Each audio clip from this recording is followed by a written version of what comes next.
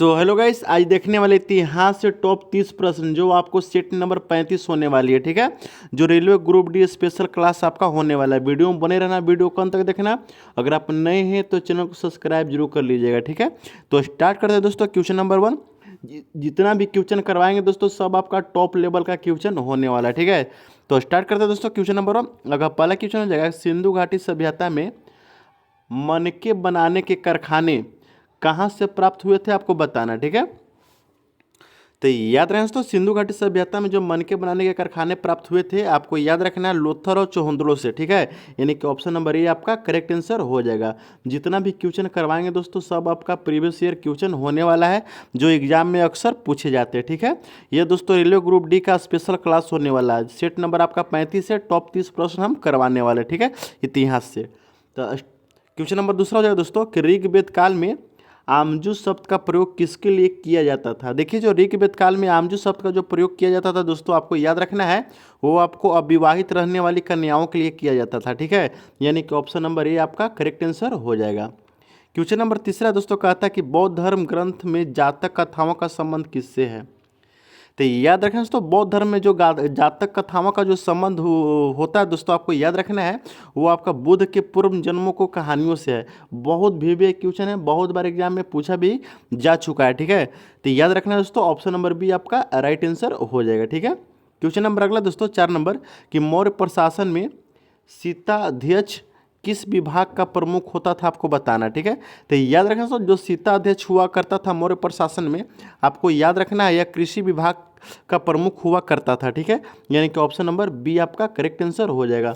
जितना भी क्वेश्चन करवाएंगे दोस्तों सब आपका टॉप लेवल का क्वेश्चन होगा और सब आपको याद भी क्वेश्चन हम करवा देंगे। ठीक है, क्वेश्चन नंबर अगला दोस्तों 5 नंबर के संगम काल के दौरान उरेयूर किस उद्योग के लिए प्रसिद्ध था। देखिए, उरेयूर जो था दोस्तों, याद रखना है संगम काल के दौरान। ठीक है, याद रखना है दोस्तों, यह आपका सूती वस्त्रों के व्यापार के लिए उद्योग उस समय प्रसिद्ध हुआ करता था। यानी कि ऑप्शन नंबर सी आपका करेक्ट आंसर हो जाएगा। ठीक है, क्वेश्चन नंबर अगला दोस्तों कि किस गुप्त शासक को कविराज की उपाधि दी गई थी, आपको बताना। देखिए, कविराज की जो उपाधि दी गई थी दोस्तों, आपको याद रखना है वो आपको समुद्रगुप्त को दिया गया था। ठीक है, यानी कि ऑप्शन नंबर सी आपका करेक्ट आंसर हो जाएगा। इन्हीं को दोस्तों भारत का नेपोलियन कहते हैं। भारत का नेपोलियन किसे कहते हैं, तो समुद्रगुप्त को ही आपको याद रखना है। ठीक है, क्वेश्चन नंबर अगला दोस्तों कि चोल काल में उर किस प्रकार की संस्था थी। देखिए, जो चौल काल में दोस्तों उर की जो थी, आपको याद रखना है वो आपका सामान्य ग्राम सभा हुआ करती थी। यानी कि ऑप्शन नंबर बी आपका करेक्ट आंसर हो जाएगा। ठीक है, क्वेश्चन नंबर अगला दोस्तों 8 नंबर के दिल्ली सल्तनत में दीवान ए मुस्तखराज नामक विभाग की स्थापना किसने की थी। बकाया लगान वसूलने के लिए किया जाता था। ठीक है, लेकिन किसने किए थे दोस्तों, आपको बताना है। क्वेश्चन नंबर 8 बहुत भी क्वेश्चन है, बहुत बार इस टाइप का क्वेश्चन एग्जाम में अक्सर पूछे जाते हैं। तो याद रखना दोस्तों, आपका जो किए थे वो अलाउद्दीन खिलजी ने किए थे। ठीक है, यानी कि ऑप्शन नंबर बी आपका करेक्ट आंसर हो जाएगा।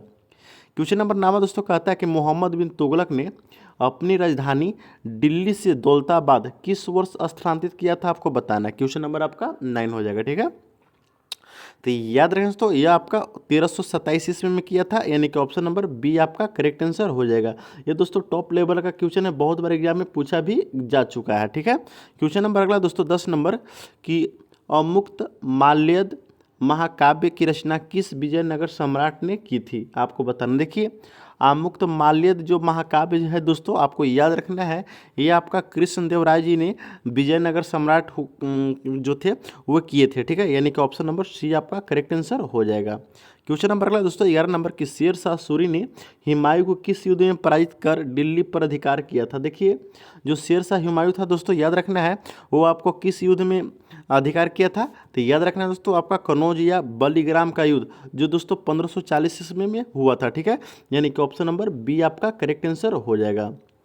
क्वेश्चन नंबर अगला दोस्तों कि मुगल प्रशासन में मीर बख्शी का मुख्य कार्य क्या था। देखिए, मुगल प्रशासन में जो मीर बख्शी का मुख्य कार्य हुआ करता था दोस्तों, आपको याद रखना है वो आपका क्या हुआ करता था, तो सैन्य विभाग का प्रमुख, आपको याद रखना है। ठीक है, यानी कि ऑप्शन नंबर बी आपका करेक्ट आंसर हो जाएगा। क्वेश्चन नंबर 13 नंबर कहता है कि तत्वबोधिनी सभा की स्थापना 1839 में किसने की थी? देखिए तत्वबोधिनी जो सभा थी दोस्तों, इसकी जो स्थापना 1839 ईस्वी में हुआ था, ठीक है, आपको याद रखना है। लेकिन किसने किया था आपको याद रखना है दोस्तों, तो ये जो आपका देवेंद्रनाथ टैगोर जी ने किए थे, ठीक है, यानी कि ऑप्शन नंबर बी आपका करेक्ट आंसर हो जाएगा। क्वेश्चन नंबर अगला दोस्तों 14 नंबर कि 1857 की क्रांति के समय लियाकत अली ने कहाँ से विद्रोह का नेतृत्व किया था आपको बताना। देखिए जब 1857 की क्रांति हो रही थी उस समय लियाकत अली ने, याद रखना है दोस्तों आपको, ठीक है, वो इलाहाबाद से इस विद्रोह का नेतृत्व किया था, ठीक है, यानी कि ऑप्शन नंबर बी आपका करेक्ट आंसर हो जाएगा, ठीक है। क्वेश्चन नंबर अगला दोस्तों 15 नंबर कि भारतीय राष्ट्रीय कांग्रेस के 1907 के सूरत अधिवेशन की अध्यक्षता किसने की थी, जिसमें कांग्रेस के दो भाग में बट गई थी। देखिए आपको क्वेश्चन बहुत अच्छा है, आपको याद रखना है। पहला है कि दोस्तों कि 1907 में सूरत अधिवेशन हुआ था, आपको याद रखना है। 1907 में आपका सूरत अधिवेशन हुआ था, आपको याद रखना है। इसकी दो अध्यक्षता की थी, उसके बारे में यह पूछा गया। लेकिन क्वेश्चन ये भी पूछता दोस्तों कि किस अधिवेशन में, ठीक है, कांग्रेस दो भाग में बट गई थी, आपको याद रखना है। सूरत का अधिवेशन 1907 आपको, ठीक है, लेकिन सूरत के अधिवेशन किसने किया था दोस्तों 1907 वाला, आपको याद रखना है। तो याद रखिए दोस्तों, रास बिहारी घोष जी ने किए थे, ठीक है, यानी कि ऑप्शन नंबर सी आपका करेक्ट आंसर हो जाएगा। ये दोस्तों वीवीआई क्वेश्चन है, आपको इसको याद रखना है, ठीक है। क्वेश्चन नंबर अगला दोस्तों 16 नंबर कि अनुशीलन समिति किस प्रकार का संगठन था। देखिए अनुशीलन जो समिति हुआ करता था दोस्तों, आपको याद रखना है, ये आपका क्रांतिकारी संगठन हुआ करता था, ठीक है, यानी कि ऑप्शन नंबर बी आपका करेक्ट आंसर हो जाएगा। क्वेश्चन नंबर 17 का था दोस्तों कि गांधी जी को महात्मा की उपाधि चंपारण सत्याग्रह के दौरान किसने की थी। देखिए गांधी जी को महात्मा की जो उपाधि मिला था दोस्तों चंपारण सत्याग्रह के दौरान, आपको याद रखना है, यह रविंद्रनाथ टैगोर जी ने दिए थे, यानी कि ऑप्शन नंबर बी आपका करेक्ट आंसर हो जाएगा, ठीक है। कहूँ कहूँ क्वेश्चन दोस्तों यह अलग रूप से पूछा ही जाता है। क्वेश्चन नंबर अगला दोस्तों खिलाफत आंदोलन जो 1919 का मुख्य कारण क्या था आपको बताना। देखिए जो खिलाफत आंदोलन हुआ था दोस्तों 1919 ईस्वी में, इसका जो मुख्य कारण था आपको याद रखना है, तुर्की के खलीफा के पद का समाप्त करना, यानी कि ऑप्शन नंबर बी आपका करेक्ट आंसर हो जाएगा, ठीक है।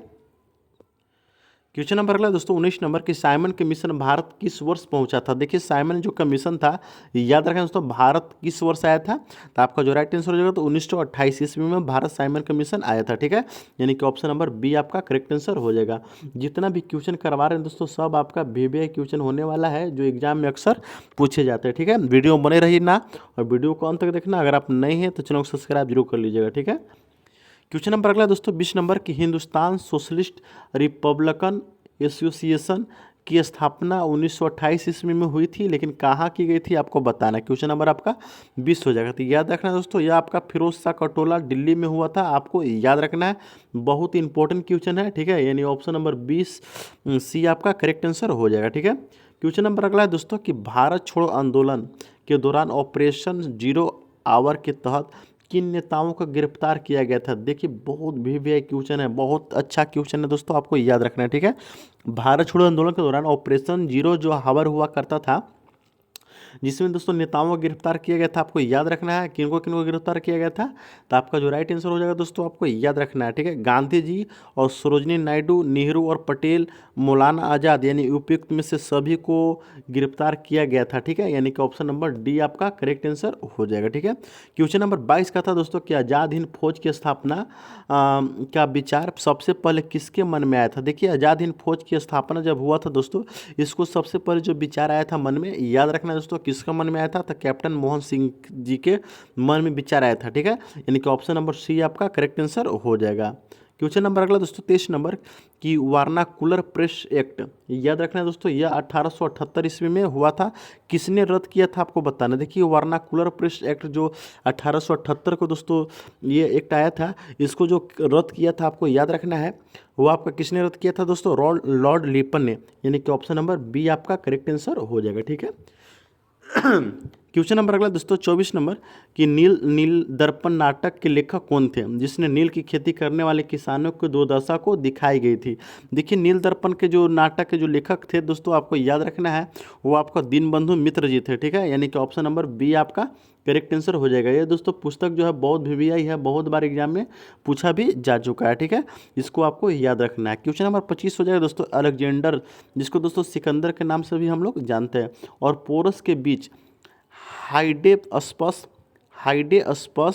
का युद्ध किस नदी के तट पर हुआ था आपको बताना है। देखिए सिकंदर और राजा पोरस के बीच जो युद्ध हुआ था दोस्तों, आपको याद रखना है ये किस नदी के बीच में हुआ था या किस नदी पर हुआ था, आपको याद रखना है, किनारे हुआ था याद रखना है।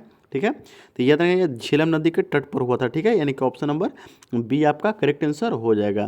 क्वेश्चन नंबर 26 ने कहता है दोस्तों कि अष्टछाप के कवियों की स्थापना किसने की थी। देखिए अष्टछाप के कवियों की जो स्थापना की थी दोस्तों, आपको याद रखना है ये आपको कौन किए थे दोस्तों, तो ये विठल नाथ जी ने किए थे, यानी कि ऑप्शन नंबर बी आपका करेक्ट आंसर हो जाएगा। ठीक है, क्वेश्चन नंबर 27 नंबर का था दिल्ली सल्तनत का वह एकमात्र सुल्तान कौन था जिसने अपनी आत्मकथा फतुहात ए फिरोज शाही लिखी थी। देखिए फतुहात ए फिरोज शाही जो लिखा था दोस्तों, आपको याद रखना है वो आपका फिरोज शाह तुगलक ने लिखा था। ठीक है, यानी कि ऑप्शन नंबर सी आपका करेक्ट आंसर हो जाएगा।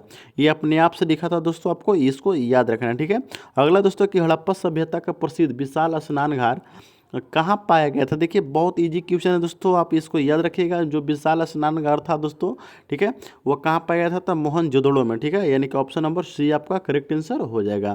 क्वेश्चन नंबर 29 कहता है कि बहावी आंदोलन का मुख्य केंद्र भारत में कहाँ था। देखिए बहावी जो आंदोलन था दोस्तों, इसका जो मुख्य केंद्र भारत में आपको याद रखना है वो आपका पटना था। कहाँ था, पटना था, यानी कि ऑप्शन नंबर बी आपका करेक्ट आंसर हो जाएगा। क्वेश्चन नंबर 30 का था दोस्तों कि भारत के किस गवर्नर जनरल के कार्यकाल में सती प्रथा का अंत 1829 ईस्वी में हुआ था, आपको बताना। देखिए सती प्रथा का जो अंत 1829 ईस्वी में हुआ था दोस्तों, भारत के किस गवर्नर जनरल के कार्यकाल में हुआ था। बहुत इजी क्वेश्चन है, आपको याद रखना है।